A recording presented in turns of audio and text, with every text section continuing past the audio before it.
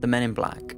Everyone who's heard of them can't help but be fascinated by their secrecy, and anyone who's tried doing research on them will know that, real or not, there really is a lack of information out there about their existence.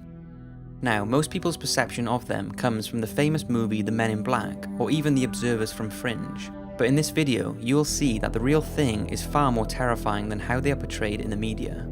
In real life, it's believed they dress in black suits and come into your home uninvited or bump into you in the street to tell you that what you thought was an alien craft or alien being was just your imagination running wild. It wasn't really there, so do not go spreading it around to your friends or family, or we will bring you nothing but harm. They are said to work with or for the government, and apparently often claim to be representatives of the Nation of the Third Eye, either as government officials or some part of the military service. Their appearance is believed to be somewhat agent-looking, with their black suits, hats, and sometimes glasses.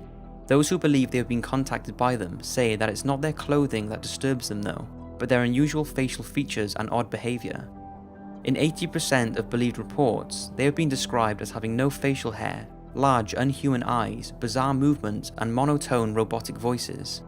This has led many to believe that the Men in Black might not actually be men in black, but instead extraterrestrial beings working alongside the government, trying to keep secrets from getting out.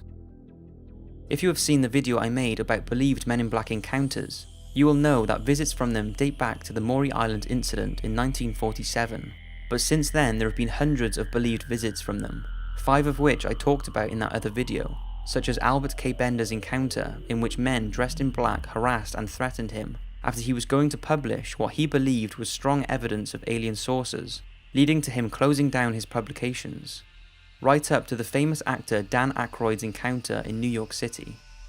But there are many more believed encounters, and an extremely interesting one is that of Danny Gordon. It all started in Wytheville, Virginia on the morning of October the 7th, 1987. When radio reporter Danny Gordon checked in, but this time he reported over the radio that 3 local sheriff's deputies all claimed to have seen a UFO nearby. After Danny's skeptical report to the listeners, the radio station was flooded with people claiming that they too also witnessed the unknown craft. Being a skeptic and thinking it was just experimental aircrafts, 2 weeks after all the phone-ins and reports, Danny and his friend decided to take a trip to where these UFOs were being reported. They did see something strange in the sky, but it was the second day when they returned where Danny managed to get a photograph that would back up everyone's reports. He returned home, but before he had a chance to develop the photo, he said he received a call from somebody who refused to identify himself. He told Danny that the CIA and the federal government were very interested in the Wythe County UFOs.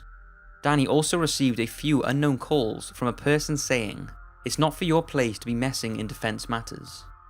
Danny attended a press conference on the sightings on October the 23rd, 1987, and when he returned, he noticed his house had been broken into.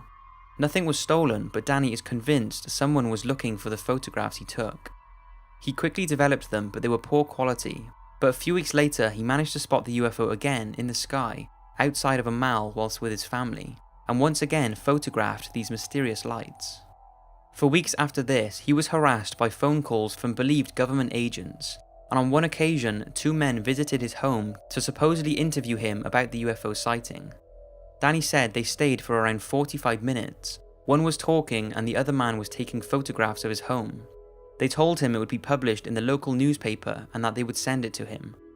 Danny didn't suspect anything suspicious with all of the media attention he had been getting during this time. But when he didn't receive the paper weeks after, he rang up the local newspaper and they told him that they had not run a report on him. A few weeks later, Danny was looking through his UFO files, including some of the photographs he had taken, but noticed that the set he took outside of the mall were missing. Danny was now confident the men who entered his home were the real Men in Black and had stolen the photographs. A few months later, Danny collapsed due to severe exhaustion and was cautioned that continuing his UFO research could jeopardize his health. So he broke contact with all things UFOs and has not had any more trouble. Since more than 1,500 people reported seeing UFOs in the sky within a 3-month period in Wytheville, it definitely makes this an interesting case. So maybe Danny was really telling the truth. He never really profited from telling his story, and with his health deteriorating, it seems only bad things came from it. So do you think he was tormented by the Men in Black, who were desperate to keep the photos he took from getting out into the public? Whether Danny's case is real or not, one thing all encounters have in common is the fact that these strange men seem to have a scary amount of knowledge on the person they are talking to. They seem to know dates, times, locations, and descriptions of exactly what the person has witnessed. And this next case is no different, and is probably one of the most interesting cases I have read about. It took place in the 1960s when Timothy Green Beckley, a UFO researcher, claims to have caught a real man in black on camera who had been watching Jack Robinson and his wife for several nights. Jack Robinson was a Jersey City UFO investigator and believes he and his wife were under surveillance by a man in black who knew of Jack's extensive UFO research. The man would often be seen in the doorway of a building directly opposite Jack's home, and on more than one occasion, Jack and his wife would return home to find their house not as they'd left it. It wasn't a mess, but they could tell someone had been in there, and Jack could tell his UFO research papers had been disturbed. Jack's wife said that she had seen a man dressed in black looking up at the house with an emotionless look on his face, and they became convinced they were being observed. They mentioned the strange activity to Timothy Beckley and his friend Jim, and the pair decided to drive over to the house to check it out for themselves. And sure enough, just as Jack and his wife had described, a man dressed in black was stood in a doorway looking up at the house. Tim managed to take this photo and believes it's genuine proof of the Men in Black's existence. Shortly after the photograph was taken, the mysterious man was never seen again. Now, I know it could easily be faked, but no one has come forward to prove that it is, so we may never know. You see, the problem with these reported encounters is that they come from people who claim they have been contacted, and in general, most people do not believe that random members of the public are credible witnesses, with many thinking these people are just hoping to gain fame and fortune. But what about when official government members raise concerns about the Men in Black? Well, that's when things get interesting.